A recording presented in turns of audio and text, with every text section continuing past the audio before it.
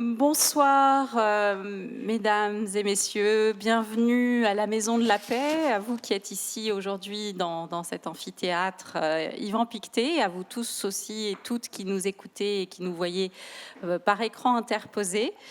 Je voulais commencer par exprimer un certain nombre de remerciements pour cette soirée. Des remerciements, bien sûr, d'abord à nos partenaires pour l'événement, le Club diplomatique et la Fondation de la Cité de la Musique.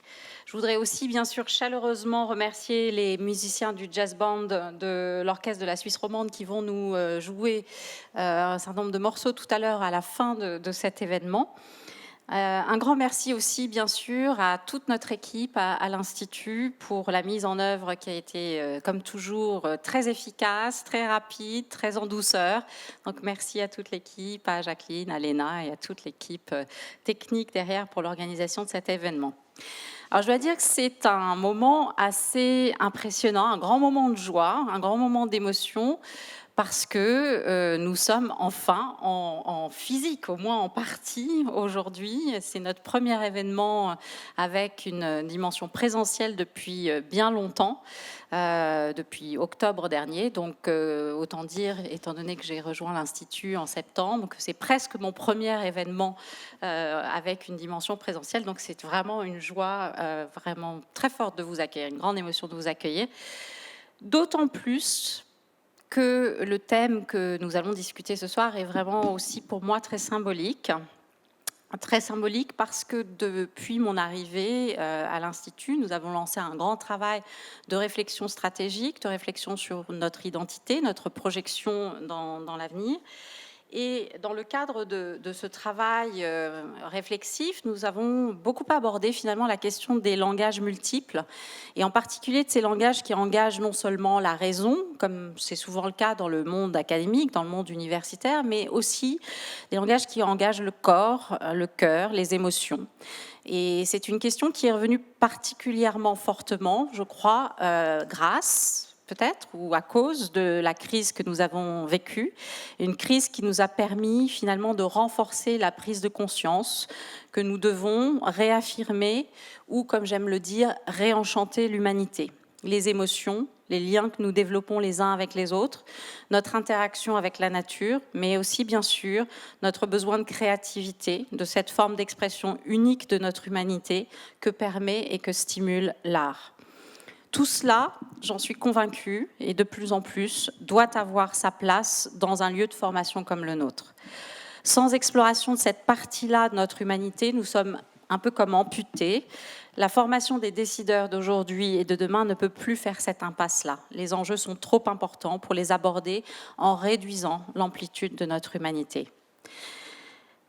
Nous avons donc décidé à l'Institut, en fait, d'affirmer cette importance en faisant de l'art et de la culture une initiative stratégique qui va engager évidemment l'enthousiasme de nos étudiants. On peut vous dire que ça reçoit un écho très positif de ce côté-là, mais aussi de nos professeurs et de nos équipes, avec l'objectif donc de transformer la Maison de la Paix, en tout cas en partie, en un lieu d'expression de ce lien que c'est être l'art. Et nous lancerons cela donc très officiellement à partir de la rentrée prochaine, en espérant qu'à partir de là, les questions de confinement et autres contraintes sur nos espaces seront enfin complètement levées. Donc c'est pour ça que je suis vraiment particulièrement ravie d'accueillir cet événement aujourd'hui à l'Institut, et c'est vraiment un grand honneur qui m'est fait de pouvoir modérer la table ronde qui va suivre autour du thème de l'art comme lien entre la Genève locale et la Genève internationale. Et je suis vraiment aussi très honorée de partager cette scène aujourd'hui avec nos prestigieux panélistes qui sont autour de moi, que je vais présenter rapidement, même si je pense qu'il n'est pas forcément nécessaire de les présenter. Donc, tout à fait à ma gauche, Monsieur Sami Kanan, qui est le maire de Genève et conseiller administratif en charge du département de la culture et de la transition numérique à la ville. À côté de lui, Monsieur Vincent Defourny, qui est directeur du bureau de liaison de l'UNESCO à Genève. Tout à fait à ma droite, Isabelle Gattiker, qui est directrice du Festival du film et du Forum international sur les droits humains. Et juste à côté de moi, Monsieur Philippe Dinkel, directeur de la Haute École de musique de Genève et membre du conseil de fondation pour la Cité de la musique. Donc merci à vous toutes et tous d'avoir accepté de vous joindre à nous aujourd'hui et de participer à ce débat. Et sans plus tarder, parce que je sais que nous avons un timing très précis, que je vais essayer de respecter au mieux. Peut-être, Léna, si de temps en temps vous pouvez me regarder méchamment si je dérape, ça serait utile. Je vais commencer par une première question que je souhaiterais poser à tous nos panélistes, donc dans l'ordre dans lequel je les ai présentés. Donc, comme je disais tout à l'heure, l'art est une forme culturelle, un langage en tant que tel. Il est aussi donc un mécanisme puissant pour créer du lien, mais il peut éventuellement, parfois, cristalliser la distance, la différence, des ponts infranchissables entre des univers qui deviennent à ce moment-là incommensurables, pour utiliser le terme du philosophe Thomas Kuhn, et donc potentiellement des univers en conflit. Donc la question que j'aimerais poser à nos panélistes, c'est comment chacun et chacune d'entre vous, de là où vous vous trouvez, faites-vous pour porter une vision de l'art et de sa matérialisation qui soit plutôt une vision d'une dynamique de lien et d'inclusion plutôt que d'exclusion et d'opposition. Monsieur le maire.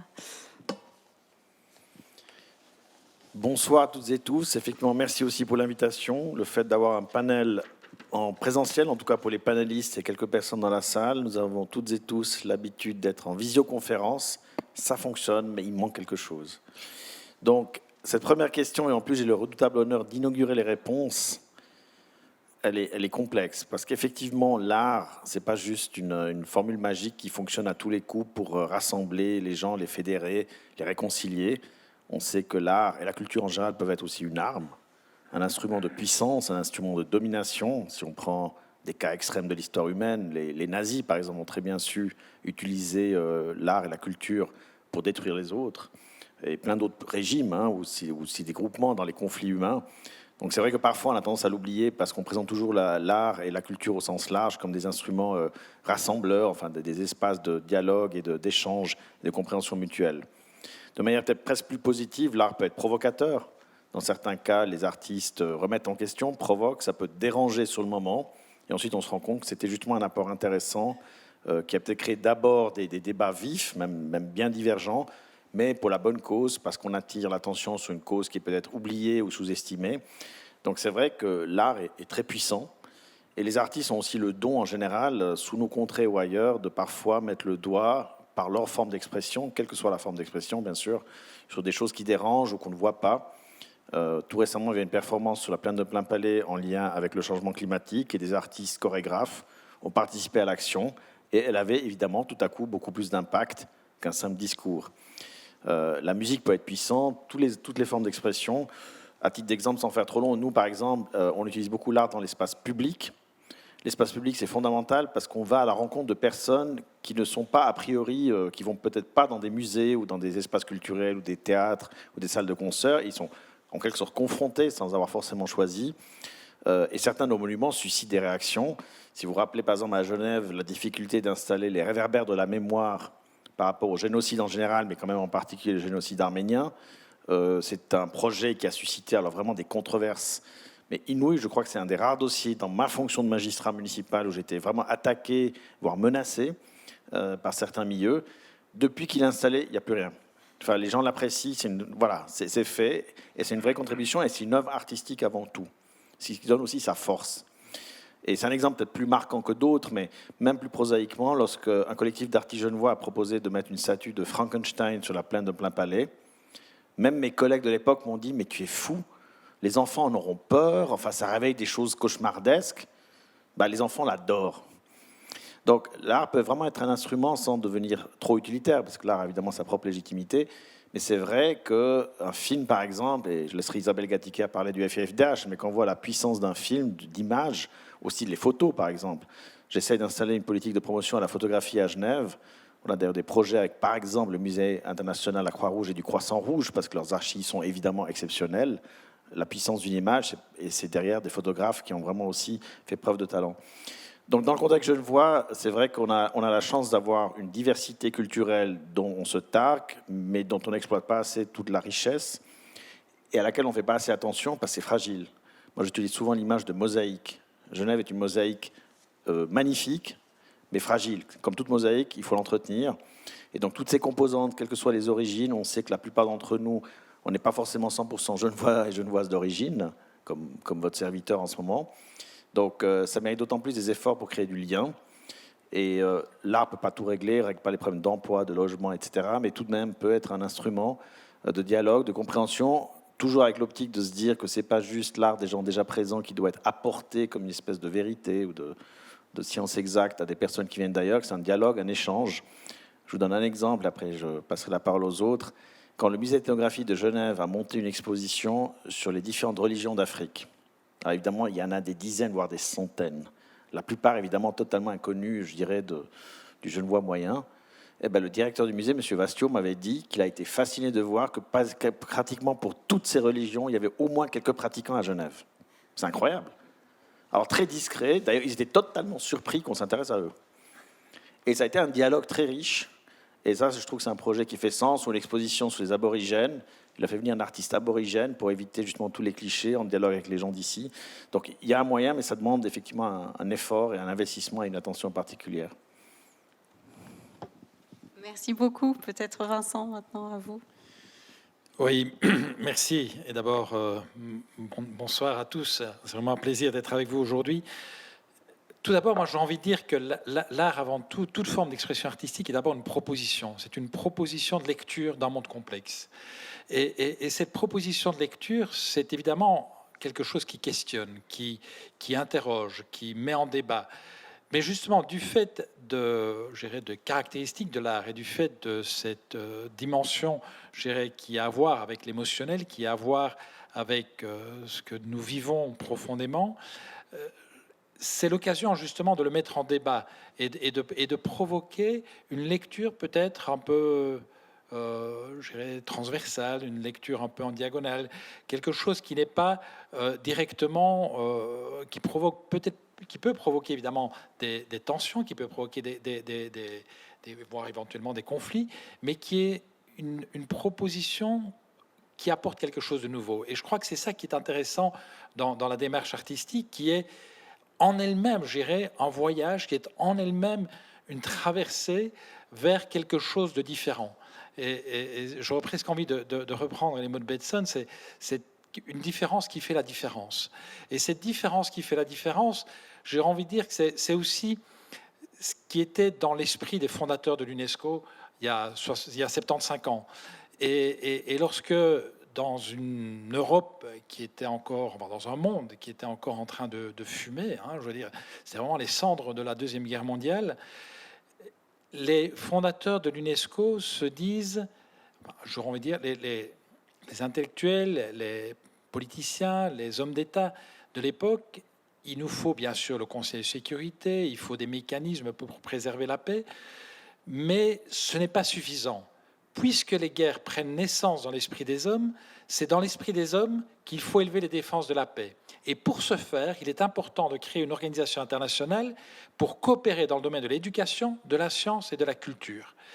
Je viens de vous dire le préambule, en presque mot à mot, le préambule est le premier article de la Constitution de l'UNESCO. C'est la raison d'être même de l'UNESCO, c'est-à-dire d'aborder la construction de la paix par l'éducation, la science et la culture.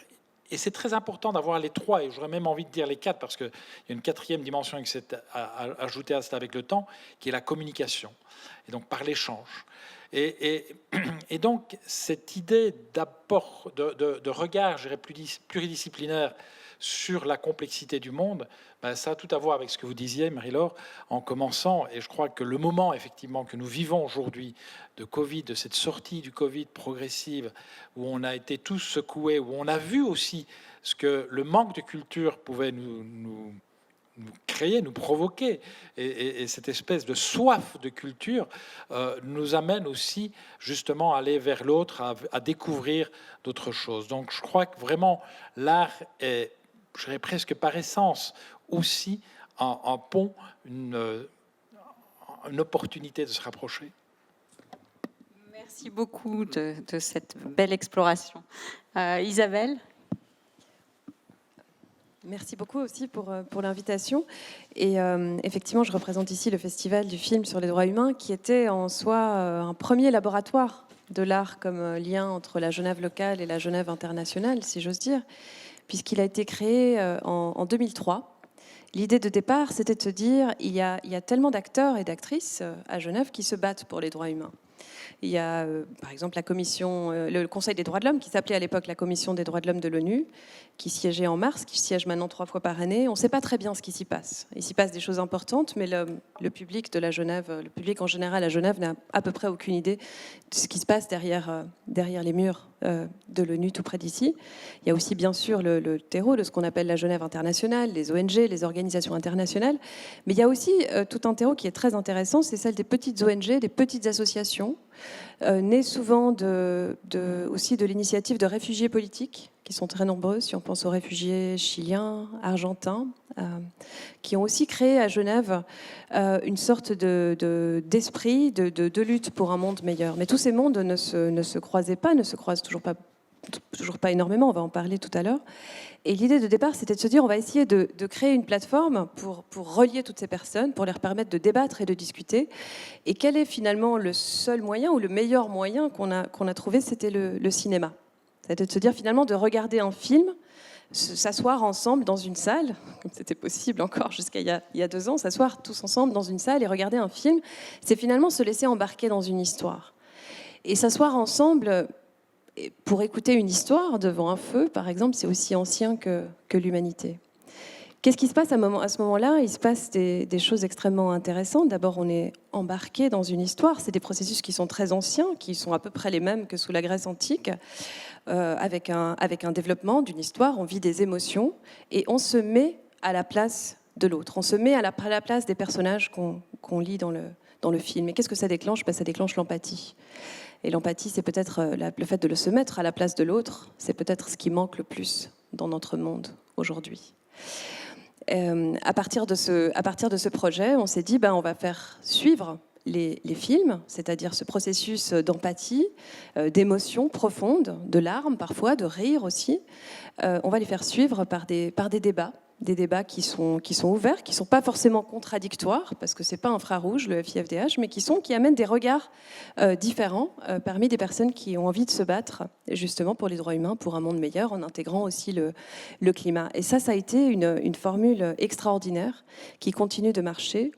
Un des avantages de l'art aussi qu'on peut mentionner rapidement, c'est que ça permet aussi d'amener des personnalités très connues, et qui nous permettent, en tout cas au FIFDH, de mettre en lumière des personnalités moins connues, tout simplement. On utilise toujours ces stars qui viennent au FIFDH. Je pense à Angelina Jolie, Ai Weiwei, qui est déjà venue 3 fois, Chimamanda Ngozi Adichie, Barbara Hendricks, c'est marraine du festival. Et ils et elles viennent toujours pour dire « moi, je suis là pour défendre une cause ». Et ça, c'est un moyen extraordinaire aussi pour mettre en lumière des causes qui seraient sinon totalement oubliées. Voilà en quelques mots ce qui me touche dans ce thème. Merci beaucoup Isabelle. Philippe, à vous. Merci à mon tour pour cette invitation. Je suis très flatté, je suis très heureux d'être aussi sur ce plateau pour parler d'un sujet qui me tient à cœur. Il y a eu évidemment beaucoup de choses qui ont été dites. C'est toujours le problème d'arriver en dernier. Je suppose que vous voulez que je vous parle de musique, puisqu'on a parlé de politique, on a parlé d'art visuel, etc. Que vous dire sur la musique? Peut-être challenger ce rapport entre musique et langage par lequel vous avez commencé, puisqu'en fait, est-ce que la musique est un langage? Aujourd'hui, vous le savez peut-être, il y a Jacques Bouvresse qui vient de décéder, qui était le philosophe qui a notamment travaillé sur l'œuvre de Wittgenstein. Wittgenstein qui avait un frère pianiste d'ailleurs, Monchot, pour lequel Ravel et d'autres ont écrit de la musique. Ça se discute justement, cette relation, et puisqu'on est dans la ville de Rousseau, comme vous le savez, Rousseau pensait que la musique était première et puis le langage second, parce qu'il portait justement sur la dispute, la discorde sémantique, alors que la musique, elle a cet avantage et cette ambiguïté aussi de ne pas entrer dans le sémantique ou d'être plus exactement dans le polysémique. Et c'est bien pour ça d'ailleurs que Rousseau a construit toute une théorie sur les émotions avec ça. Et dans ce sens-là, effectivement, je pense que c'est un outil, ça a été dit, qui nous a beaucoup manqué pendant la pandémie, un outil relationnel dont on attend avec impatience le retour prochain, peut-être si le Conseil fédéral le veut bien, parce que c'est un outil de partage. Et c'est évidemment un outil de partage entre le public dans une salle de concert ou de spectacle, d'opéra, et puis un artiste sur scène, mais c'est déjà aussi un outil de partage entre des artistes sur une scène.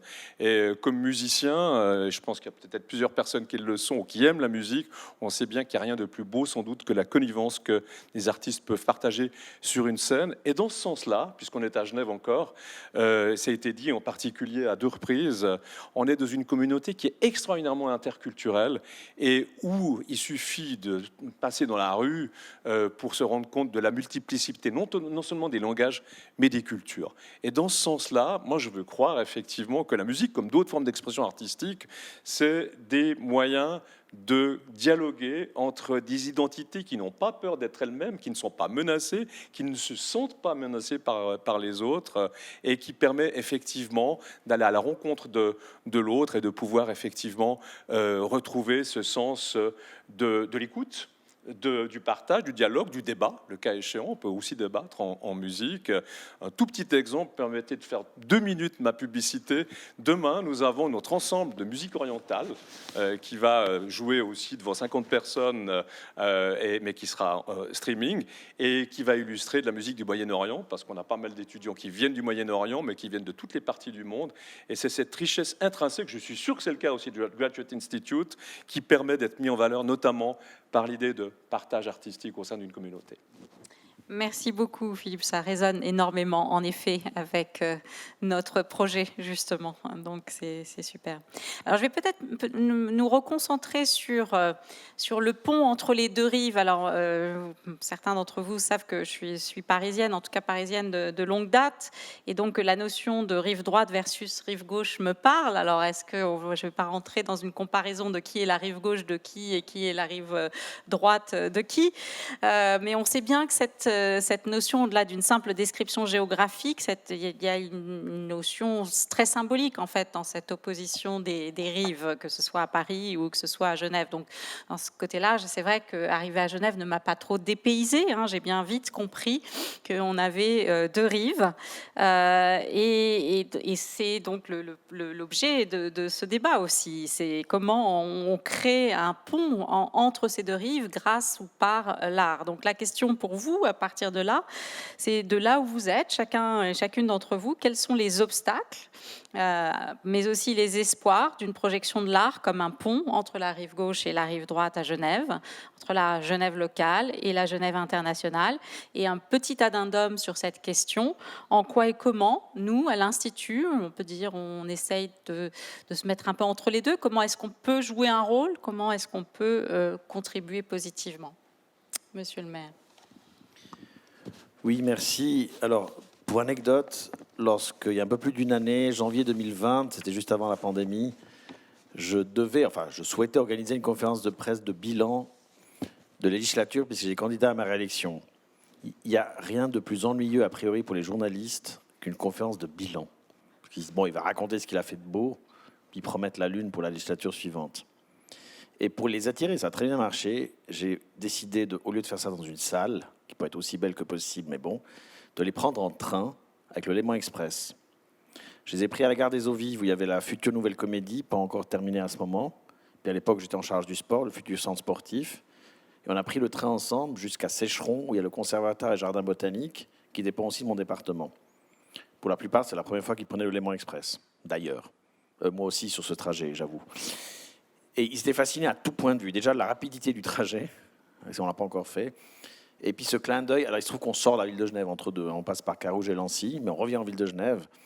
Et à la fois, ça paraît très loin entre les CJB et la gare des Eaux Vives. Pour un Genevois moyen, c'est déjà des distances énormes, parce que le Genevois, il est quand même assez gâté à ce niveau.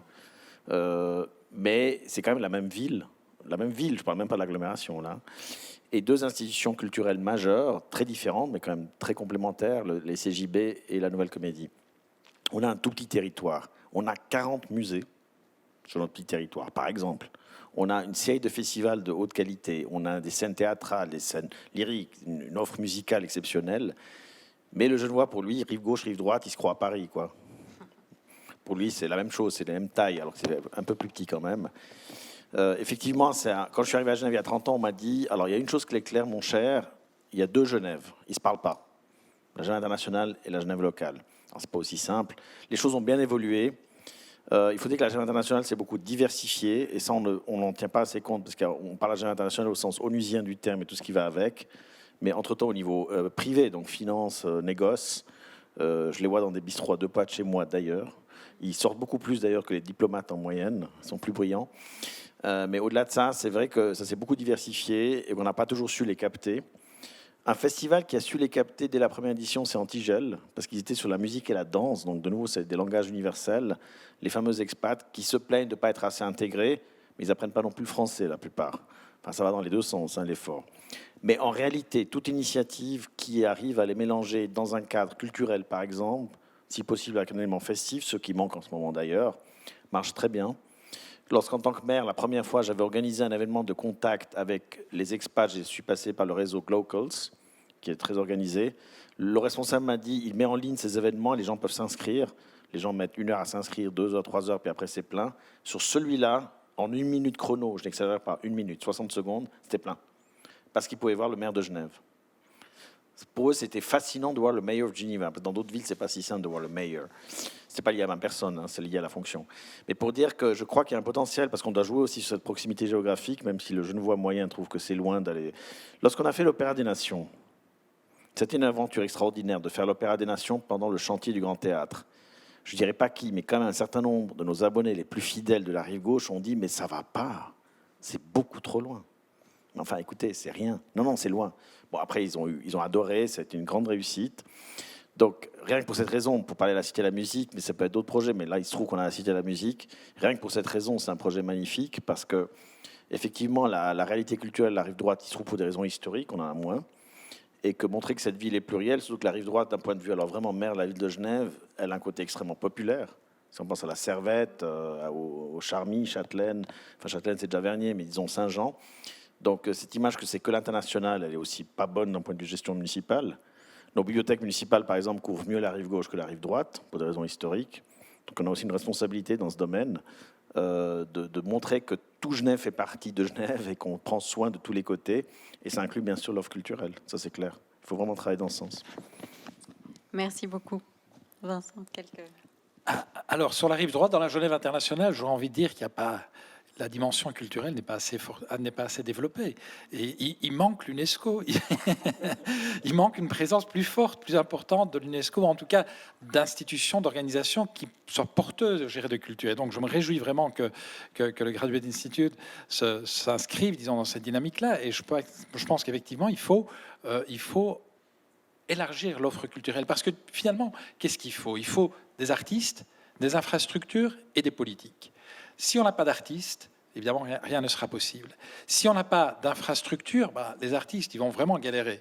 Et s'il n'y a pas de politique, ils ne pourront pas travailler, les artistes, correctement. Et lorsque je parle de politique, c'est non seulement des investissements, mais c'est aussi la reconnaissance du statut de l'artiste.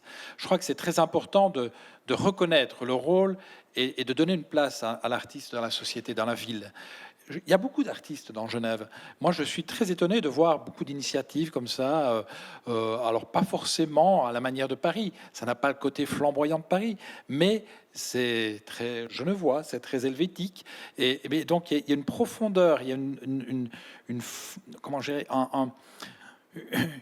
une assiduité, une persévérance et en même temps une qualité qui est là et qui est présente. Et je crois que ça, c'est quelque chose qui mérite vraiment d'être davantage connu par la Genève internationale, mais aussi par le monde de manière beaucoup plus ample.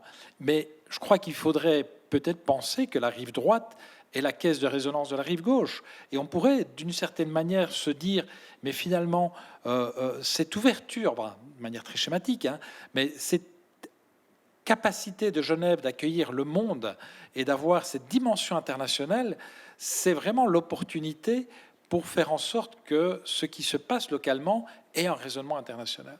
Je crois que c'est dans cet esprit-là aussi qu'il faut envisager la culture comme un vecteur de développement, et de développement économique et durable. Parce qu'aujourd'hui, la culture est une des industries les plus florissantes. C'est pour ça d'ailleurs que l'année 2021 est l'année internationale de l'économie créative pour le développement durable. Et dans cette logique-là de l'économie créative, on se rend compte que effectivement toutes les créations, alors c'est un vaste secteur, hein, ce n'est pas uniquement la création artistique, ça va du design à la mode, à beaucoup d'autres domaines, mais l'ensemble de l'économie créative est vraiment un vecteur de développement. Et je pense qu'aujourd'hui, les politiques publiques les plus intelligentes, les plus fines, intègrent la culture comme un vecteur de développement économique. Merci beaucoup, Vincent. Isabelle? Effectivement, le rive droite, rive gauche n'a pas vraiment de sens, hein, si on pense aussi au quartier des Grottes, qui est juste à côté d'ici, qui est extrêmement populaire. Non, il faut vraiment parler de ce quartier de la Genève internationale. Et ce qui me frappe toujours, alors déjà le terme de Genève internationale, on peut en parler finalement, qu'est-ce qui rebrouque ou qu'est-ce que ça veut dire? Il y a quelque chose parfois de presque un peu provincial dans le fait même de dire la Genève internationale. Et ce qui me frappe aussi dans ce quartier de la Genève internationale, c'est cet aspect, j'ai envie de parler d'architecture aussi. L'architecture est extrêmement différente dans ces quartiers. On a l'impression, à l'ONU et dans ces bâtiments, qu'on arrive dans des temples, des espèces de temples sacrés avec des codes, avec des conventions, avec des lois. Enfin, des lois, hélas pas, des conventions et des déclarations. Et tout cet espace et toute cette population qui y vit sont assez différents finalement des Genevois. Évidemment, ils ne parlent pas la même langue, l'anglais, le français, ou des milliers de langues. Ils ne s'habillent pas forcément de la même manière. C'est ces fameux costards cravates qu'on croise dans le tram avec ces accréditations qui sont un peu marquées de manière différente. Et de là aussi parfois la difficulté à les faire se rencontrer. Est-ce qu'ils ont vraiment envie d'ailleurs de se rencontrer? Parce que si on a envie de rencontrer des expats ou des représentants de la Genève internationale, il suffit d'aller boire des bières à la rue Blanc-Valais et de dire « hi » et on en rencontre tout plein. Donc finalement, le fait de cette rencontre-là, je crois que c'est pas forcément le combat juste, mais c'est aussi de toucher ces représentants de la Genève internationale, tout ce terreau. La Genève culturelle est là, c'est une des villes les plus dynamiques en termes de culturel, on le sait, mais on n'arrive pas forcément à faire entendre le message, à dire ce qu'il se passe. Et c'est pas évident. Et là, je peux aussi changer de casquette. C'est moi qui représente les milieux culturels à Genève Tourisme, à la Fondation Genève Tourisme. Alors évidemment, la Fondation Genève Tourisme n'a pas pour vocation de s'adresser aux Genevois pour parler de l'offre culturelle, mais évidemment, quand on valorise l'offre culturelle pour les étrangers, on les valorise aussi auprès des représentants de la Genève internationale. Et là, il y a effectivement un travail énorme qui est en train d'être fait aussi en termes de marketing, de territoire, qui, j'espère, va faire bouger les choses. Qu'est-ce qui marche ? Comment est-ce qu'on arrive à les toucher? La danse, le théâtre, c'est juste parce que c'est des langages universels, il n'y a pas de problème de traduction. C'est aussi le côté festif d'Antigel et d'autres lieux qui évidemment marchent et c'est tout à fait normal. Ce qui marche aussi, c'est des propositions qui sont artistiquement vraiment profondément originales, qui permettent aussi de donner une pluralité des voix. C'est quelque chose d'inattendu, ils ont envie de surprise. Et ce qui marche aussi, si on parle des représentants aussi étrangers à Genève, pas uniquement les expats, c'est aussi de donner une place et de donner une voix. Et là, je suis assez jalouse d'ailleurs des milieux musicaux, parce que ça permet aussi la musique. Ce qui est magique avec la musique, c'est qu'à peu près tout le monde sait jouer d'un instrument. Et à partir du moment où on est un peu imaginatif, on peut laisser une place. Et nous, parfois, quand on organise des projections dans des lieux comme des communes assez éloignées, comme Confignon ou autres, on laisse une place, on organise 15 minutes de musique, par exemple, des personnes réfugiées qui organisent un orchestre, et tout à coup, ces personnes amènent tous leurs amis, et ça remplit aussi la salle. Et ça peut être des moments assez extraordinaires aussi, dans le sens de communauté, donner une place et s'exprimer. Au-delà du langage, ou avant, ou en dessous du langage, hein, comme le disait Philippe tout à l'heure. Oui, vous avez compris, on n'est pas à Paris, mais c'est très compliqué, Genève. Même au-delà des rapports rive gauche, rive droite, j'y ai fait ma vie professionnelle, je suis arrivé comme jeune étudiant et j'ai mis longtemps avant de comprendre quel fil tirer pour arriver où. Et je pense que c'est une des fascinations de cette ville. Ceci étant, effectivement, pour parler anecdote aussi, j'ai eu l'occasion d'habiter dans ce quartier il y a à peu près une vingtaine d'années et je peux confirmer qu'il ne s'y passait pas grand-chose. Il s'y passait très très peu, et à partir de 6h, une fois que tous les costards cravates dont Isabelle parlait tout à l'heure étaient rentrés à la maison, eh bien, il y avait éventuellement une pizzeria, je ne sais pas si elle existe encore, qui était ouverte, et sinon, on allait vraiment en languissant rive gauche pour y trouver un peu d'animation, de la fête, etc. Dieu merci, ça a beaucoup changé, j'en suis très très heureux. Il y a des tas de facteurs qui ont déjà été mentionnés. L'expérience de l'Opéra des Nations, ça a été pour moi très très révélateur, et je pense que le Genevois moyen s'est dit mais je vais pas à la Villette, je vais juste 3 arrêts de bus plus loin.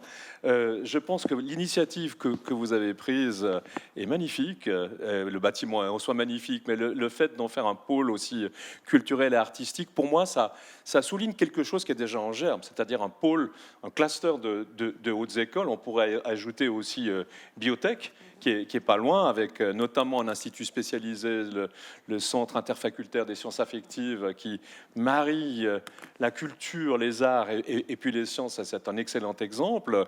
Et de proche en proche, effectivement, par contamination, on pourrait dire, les choses se passent. L'année dernière, nous avons eu l'occasion de donner un cours de gamelan à des diplomates de l'ONU. C'était une chose que je n'aurais jamais pensé imaginable dans ma carrière. Et tout d'un coup, alors peut-être c'est la soft diplomacy, c'est peut-être un autre sujet pour un autre débat, de la diplomatie culturelle, de mettre des gens autour de l'AMEL et puis d'essayer de leur faire jouer 2 ou 3 choses simples en cadence, même s'ils viennent de pays qui se détestent. Enfin, peu importe. Mais ça, c'est un signe. On pourrait y ajouter aussi Art at CERN, puisqu'en fait, en parlant de grandes institutions internationales, alors on est archi rive droite, si j'ose dire, on est même très loin. Et là, il y a une communauté scientifique et culturelle de très haut niveau, des gens magnifiques, et qui ont pensé que tout scientifique de haut niveau qui soit, eh bien, effectivement, la culture, c'était une chose importante. Last but not least, j'y ajoute bien entendu mes amis de la RED, puisqu'il y a, comme vous le savez, un grand campus qui est en train de s'installer au Charmy. Et je veux croire, évidemment, que bientôt nous serons voisins, Madame la directrice, avec la Cité de la Musique, qui a justement cette vocation de lien entre le local, l'international, et qui nous fera penser un jour que la rive gauche, rive droite, c'est une notion parfaitement obsolète à Genève. Tout à fait, merci beaucoup de ça. Alors, on court un peu après le temps, mais j'ai quand même envie de poser... Non, ça va, Léna ? Bon, c'est bon.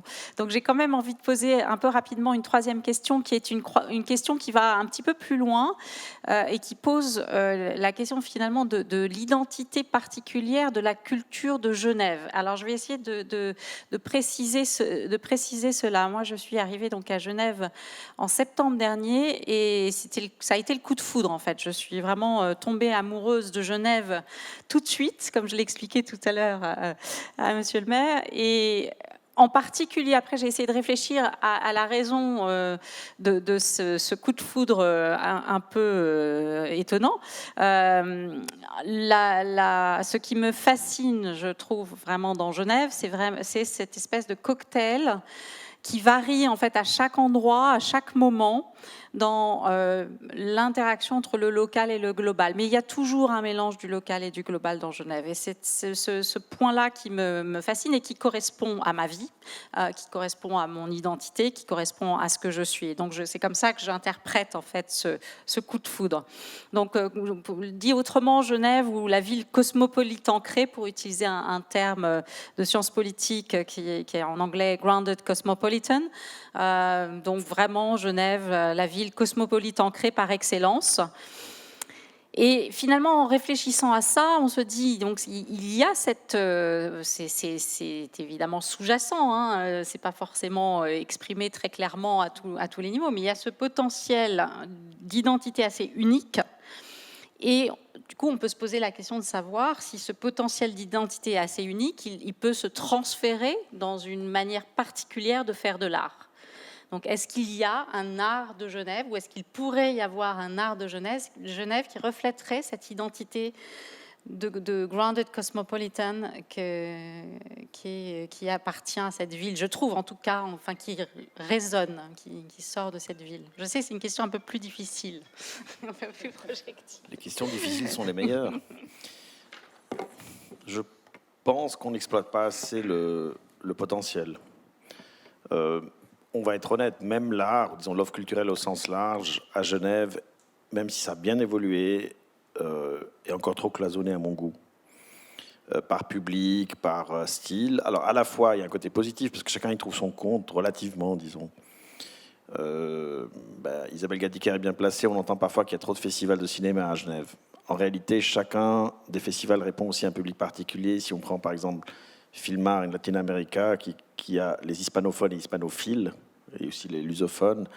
Enfin, c'est pas seulement dans le cinéma, dans plein de domaines. Ceci dit, on va être honnête, nous, on mène des études sur les publics culturels depuis pas mal d'années, et on a commencé avec les musées parce que c'est plus facile à capter et à identifier qui va au musée. On va être très honnête. Le niveau socio-culturel, et notamment le niveau d'éducation, reste un cliché flagrant qui s'est confirmé. C'est-à-dire, c'est plutôt des gens à éducation supérieure qui vont au musée. Sauf qu'un des projets qui veulent faire autrement, par exemple, pour on parle de la rive droite, le musée de l'Ariana est une perle dans ce domaine. Ils ont une capacité, malgré leurs ressources limitées, à attirer d'autres publics. Par exemple, des femmes migrantes qui viennent d'arriver. L'avantage de l'Ariana, on ne se rend pas compte, c'est que c'est la céramique et le verre, les arts de la céramique et du verre. Donc, c'est en fait la vie quotidienne. C'est les arts de la cuisine au sens large, que ce soit la cuisine familiale ou la cuisine au sens social du terme. Et donc, c'est de nouveau un espace universel de dialogue. Et donc, plein de gens s'y reconnaissent, en fait. Ils ont travaillé avec des prisonniers de Chandelon. Donc, la volonté d'aller chercher d'autres publics et de ne pas se contenter du cliché, oui, bien sûr, c'est génial, Genève, c'est interculturel, etc. Plusieurs festivals, le FFDH, entre autres, font aussi cet effort d'être à la fois internationaux et très locaux. Ça veut dire aller dans des espaces urbains ou même à la campagne qui ne viendraient pas forcément au festival ou dans un musée ou dans un théâtre. Et ça, c'est un vrai défi. Et dans le domaine interculturel, je pense qu'on n'exploite pas encore pleinement. Peut-être parce que quelque part, en partie, les gens sont pas malheureux. Je lisais récemment une statistique sur le droit de vote des étrangères et étrangers à Genève, puisque le droit de vote existe au niveau communal. Et ben, quand on regarde les communautés étrangères, celles qui votent le plus, alors j'ai rigolé, ceux qui votent le plus dans leur communauté, c'est les Belges. Voilà. Bon, ils votent même plus que les Suisses, hein, donc ils votent. Après, il y a je ne sais plus dans quel ordre, les Allemands, les Français, et alors les Espagnols, les Portugais, de très grandes communautés à Genève, qui sont essentielles à notre vivre ensemble, qui vraiment jouent un rôle clé dans notre communauté, votent très peu. Parce qu'ils estiment que, voilà, ils veulent rentrer peut-être au pays un jour alors qu'ils ne rentrent pas, et ils ne votent pas. Donc il y a encore un travail à faire. C'est, par exemple, la communauté lusophone, les Portugais au sens large, c'est la plus grande communauté étrangère à Genève. On les sent peu dans l'interaction culturelle et pourtant ce serait magnifique. Donc je crois qu'on a encore un potentiel, surtout qu'après, quand on voit aussi les enjeux d'aujourd'hui, par exemple le MEG, le musée d'ethnographie, a osé lancer une discussion sur la décolonisation des collections. Alors là, on a réveillé des forces obscures de la République. Hein. Quand j'ai entendu que la Suisse n'a pas de passé colonial, alors on n'a pas occupé militairement des nations, je veux bien. Mais enfin, on peut quand même avoir un regard un peu critique sur certaines de nos pratiques économiques à une époque, disons, et certains de nos... Voilà, il ne s'agit même pas de condamner, mais juste de l'assumer. En Genève, parfois, un peu des soucis à assumer des débats de ce type-là. Donc, je dirais qu'à Genève, ce qui est particulier, c'est qu'on a sur ce petit territoire, si je regarde les collections des musées, par exemple, vraiment des Genevois passionnés qui ont construit un patrimoine collectif. C'est aussi le cas dans la musique. Si on voit aussi le nombre de plaques dans la vieille ville, par exemple, le nombre d'auteurs, le nombre de militants d'ailleurs, Isabelle Gadiker l'a dit, le nombre de personnalités d'ailleurs qui ont trouvé refuge à Genève, cité refuge. Et ça, quelque part, on considère presque comme c'est un acquis, on ne se rend pas compte de tout ce que ça peut signifier aussi, hein, en termes de liens, d'échanges, de discussions, parfois critiques, bien sûr. Et là, on a encore un potentiel. Et l'Institut, je voulais dire déjà avant, mais votre initiative, parce qu'évidemment, vous êtes à la fois une institution académique, et je précise aussi qu'un des grands progrès des dernières années, c'est que les institutions académiques genevoises créent beaucoup plus de liens qu'avant avec la Genève internationale, et ça, c'est très précieux. Là, vous avez vraiment un rôle clé à jouer. Si en plus vous y ajoutez l'art et la culture, alors c'est encore... Merci. Vincent, qu'est-ce que ça vous inspire, ma question difficile ? À peine plus vieux que vous à Genève. Moi, je suis arrivé en septembre 2019, donc j'ai eu à peine quelques mois de vie à peu près normale. Et il y a tout juste un an, c'était une des premières activités que j'avais préparées et qu'on avait planifiée. Malheureusement, elle a été annulée. Mais c'était une activité artistique en lien avec la Journée internationale du jazz. Et on voulait faire un concert-débat sur le jazz comme modèle de société. Le jazz, c'est extraordinaire parce que c'est vraiment la musique, je dirais, qui, d'une certaine manière, traduit une espèce de société idéale, ou en tout cas une société, lorsqu'il est bien joué, lorsque ça arrive à fonctionner, parce que ça ne fonctionne pas à tous les coups, mais cette capacité d'écoute, de laisser éclore, gérer les talents des autres, etc. Je pense qu'on a dans le jazz, c'est beaucoup plus qu'une métaphore, on a vraiment le levier, je dirais, pour imaginer, pour réfléchir à la place, je dirais, de l'art dans la société et de la société comme aussi une expression artistique. Et moi, j'aurais envie de dire aussi, exactement dans la même ligne que Monsieur le maire, il faut partir vraiment de cette identité genevoise, à la fois dans le patrimoine culturel matériel, la vieille ville, la ville nouvelle, enfin, toutes ces composantes, le jet d'eau, le lac, donc c'est les composantes, je dirais, naturelles de la ville. Et là, je pense qu'il faut élargir l'art à toute la notion aussi de patrimoine, de culture, tout ce qui forge l'identité. Et on le sait, et ce sont en particulier d'ailleurs les communautés qui ont souffert soit des destructions de leur patrimoine. Pensons à Mossoul, pensons à Palmyre, pensons à d'autres endroits aussi où on a nié l'accès à la culture, qui souffrent et qui ressentent de manière beaucoup plus intime, je dirais, ce lien entre l'expression artistique et leur identité profonde. Et cette identité profonde, je crois qu'elle est présente et d'une certaine manière, il faut que Genève soit capable de l'exprimer, de trouver des diverses formes d'expression de cette identité d'un village monde. Hein. Excusez-moi, monsieur le maire, mais c'est pas bien grand, Genève, mais c'est un village monde. Le monde est ici sur quelques kilomètres carrés et en plus avec un engagement. C'est la capitale mondiale du multilatéralisme. C'est une ville, c'est la ville qui a le plus nettement géré un engagement pour la paix, pour la construction de la paix. Ça, ce sont pour les droits de l'homme. Ce sont des caractéristiques, je pense, qui peuvent et qui devraient servir, gérer de levier, justement, dans cette identité, dans cette expression d'un art vraiment genevois. Merci. Isabelle, qui contribue à ça, vraiment. Alors à l'art, je ne sais pas en tout cas le valoriser, ce qui est très différent de créer. Évidemment, il ne faut pas confondre les artistes avec ceux qui les valorisent. Et c'est très intéressant cette question de l'art genevois, car effectivement, il n'y a pas vraiment de figure d'art genevois. Beaucoup sont partis, comme Rousseau. D'autres sont venus à la fin de leur vie, comme l'exemple classique de Borges, la ville du bonheur. Mais bon, il avait 80 ans, il était aveugle et bientôt mourant. Donc, est-ce vraiment un exemple ? Une figure artistique mondialement connue qui est née à Genève, elle n'est pas beaucoup plus joyeuse, c'est celle de Frankenstein, finalement, des exilés qui s'ennuyaient tellement à Colonie qu'ils ont imaginé cette espèce de figure avec des morceaux cousus de manière étrange, une sorte de monstre. Donc non, c'est pas non plus représentatif de Genève, même si ça prête à sourire. Donc non, Genève, c'est plutôt... Alors, si on reprend la figure de Frankenstein, qui n'est pas uniquement une figure d'ailleurs monstrueuse, une figure assez fascinante et totalement moderne, c'est peut-être justement la ville qui arrive à mettre ensemble et à réunir parmi de nombreuses formes artistiques, pas uniquement la musique beaucoup, c'est une ville essentiellement musicale. S'il y a vraiment un art qui a pu s'épanouir à Genève, malgré la réforme et le protestantisme qui a étouffé certaines scènes à l'époque, c'est vraiment la musique. Le cinéma, ça serait plutôt le cinéma documentaire, qui est extrêmement intéressant aussi dans toute la région. Godard n'était hélas pas vraiment genevois, pas non plus un grand amoureux de la Suisse d'ailleurs. Donc je ne vois pas vraiment d'autres exemples, sinon celui de réunir. Et si on revient ici au Graduate Institute, ce qui est... Quand je revois cet amphithéâtre, je repense avec beaucoup d'émotion aux soirées qu'on avait concoctées avec Jacqueline Côté, qui est là depuis 6 ans, et on avait 700 personnes qui étaient à l'époque, je crois, illégalement assis par terre, là, partout. Et c'était un mélange extraordinaire. Et la grande force du Graduate, c'est pas uniquement de faire un lien entre la Genève globale et la Genève locale, c'est aussi de réunir des jeunes, le public jeune et le public des étudiants. Et c'est ça qui nous intéresse beaucoup au festival ici au Graduate, c'est ce mélange-là et c'est ces jeunes étudiants qui rassemblent énormément et qui sont en fait la force et la pulsion principale de ces événements artistiques à Genève. Cette culture de jazz. Philippe, peut-être quelques... C'est une question très difficile, cette identité. Je ne suis pas sûr d'avoir la réponse, mais je peux peut-être apporter un élément de contexte supplémentaire à tout ce qui a été dit. Samy Canaan a parlé de Genève ville-refuge. Oui, c'était une ville, la Rome protestante, c'était une chance, la réforme, je pense, qu'on puisse dire après, effectivement, de l'attitude de Calvin ambiguë par rapport aux arts de la scène, mais c'était véritablement une chance, et je pense que c'est à ce moment-là qu'il y a eu cette espèce de début de ville-monde qui a été dit, village-monde, soyons tout à fait modestes, avec néanmoins toujours cette... En plus, cette ambiguïté, je dirais, du genevois protestant vis-à-vis, en tout cas, des arts de la scène.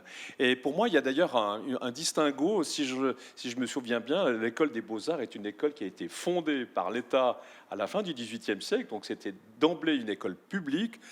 La musique, il a fallu des initiatives privées, en tout cas le conservatoire, c'est 1835, c'est un magnat des banques, des trains qui a créé le conservatoire, et la musique, pas seulement au 19e siècle, mais au 20e siècle, à en croire aussi des personnes que je vois dans la salle, a énormément et bénéficié encore énormément du mécénat privé.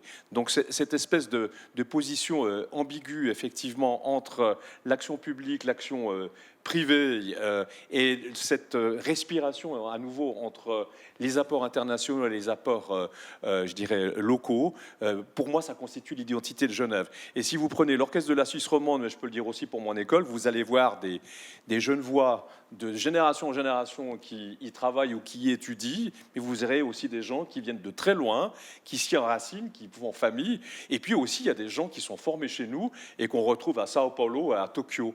Et ça me fascine parce qu'effectivement c'est une expression, ça a été dit, du multilatéralisme, et peut-être que c'est effectivement dans cette proportion étrange entre la taille de la ville et son aura, j'ose pas le dire, mais peut-être son rayonnement, qui a peut-être une des clés de l'identité genevoise. C'est plutôt un catalyseur c'est essentiellement un catalyseur en fait. Et un catalyseur extrêmement puissant. Dans le futur, un producteur de cette identité. Mais ça a été dit, si je puis rajouter quelque chose, les infrastructures, c'est pas anodin.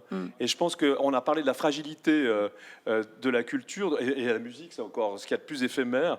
Et on ne peut pas imaginer, comment vous dire ça, la culture biodégradable, indépendamment de nos appétits verts. Mais en l'occurrence, il faut qu'elle puisse laisser des traces. C'est les musées, c'est les salles de spectacle, et ça, c'est des choses qui doivent se cultiver, qui doivent se développer de manière On a besoin intelligente. d'équipements. On a vu, si on prend le MEG, à quel point il a eu un succès phénoménal, musée d'ethnographie, depuis sa réouverture, parce que l'instrument est adéquat. La Nouvelle Comédie qui vient d'ouvrir, alors de manière progressive à cause de la crise, mais qui est juste... Alors, pour la fois, on a une reconnaissance des arts de la scène. Ensuite, il y aura le Théâtre de Carouge. Et de ce point de vue-là, une salle philharmonique ou justement une cité de la musique, ça structure un espace urbain. C'est pas juste une affaire artistique, ça structure un espace urbain. Alors en plus des étudiants, dès que vous amenez des étudiants dans un quartier, il y a de la vie. Vous avez parlé de la aide au Charmy, la HEM un jour ici, on espère. Bah, évidemment, ça amène de la vie, ça c'est clair. Il se crée toute une série d'activités autour et ça, c'est des liens très forts. Donc ça, je pense aussi en termes de vie urbaine, au-delà de la question artistique, on structure aussi une ville avec les édifices culturels. Merci beaucoup. Je me tourne peut-être vers la salle, s'il y a des questions, soit dans la salle, soit en ligne.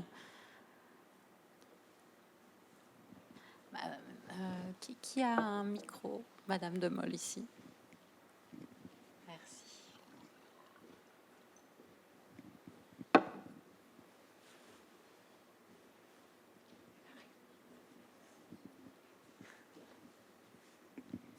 Voilà, merci beaucoup à tous. Ça marche? Oui.